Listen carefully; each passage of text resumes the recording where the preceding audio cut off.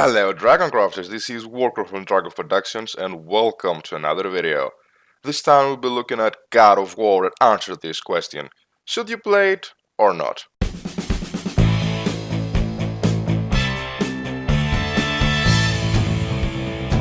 A bit late to the party, but better late than never, right? God of War launched in April and it took the world by a literal god-slaying storm. Everything screams Game of the Year, and to be perfectly honest, with that long wait that we had to endure, approximately 5 long years since the latest God of War installment, Ascension, we expected nothing less than that. And once again, God of War delivered. But let's take things from the beginning, shall we? God of War takes several years after the events of God of War 3, and we'll find a much older Kratos that has even grown a full beard that makes him look like a really badass actually, and is now once again a father, this time to a son called Atreus. It looks like that Kratos has really aged, is now trying to turn a new leaf by not letting his rage consume him. However, he lives in a dangerous world, and with that knowledge he needs to turn his innocent and naive son into a man that he will be able to defend for himself.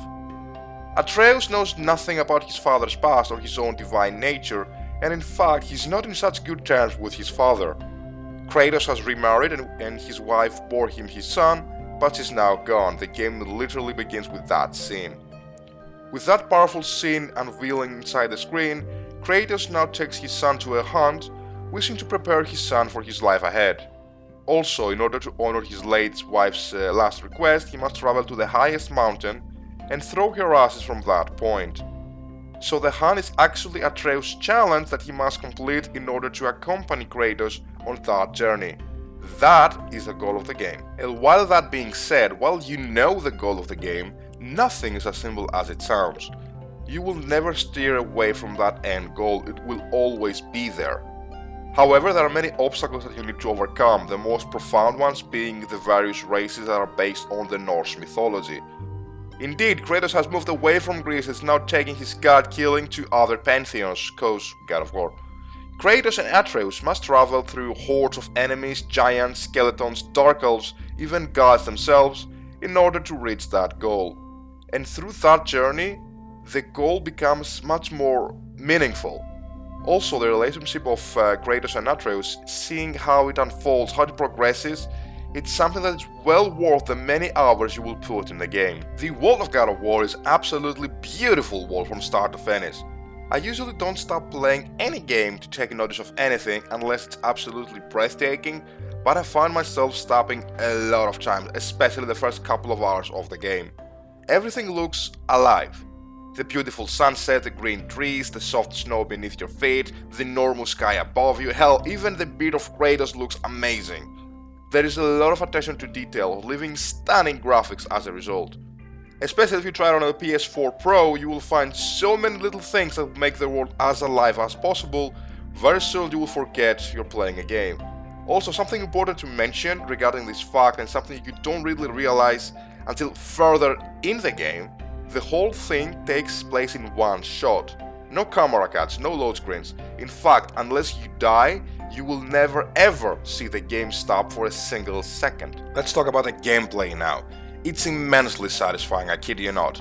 Not only combat flows naturally with lots of different combos and variety of skills to better suit your preferences when fighting, but making those close dodges or parrying at just the right time is an extremely rewarding experience. To add in the mix, God of War gradually becomes more complex in its fighting without forcing you to hurry up and learn that much faster, something I believe is really rare nowadays, progressive difficulty that actually makes sense.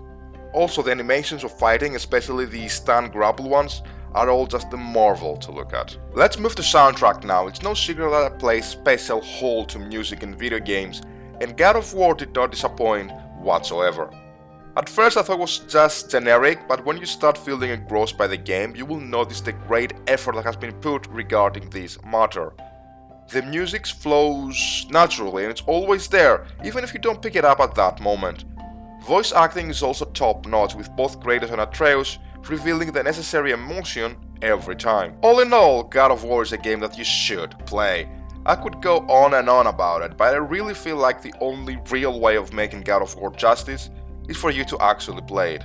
so the moment you can pick it up, do so. I guarantee that you will enjoy every second out of it.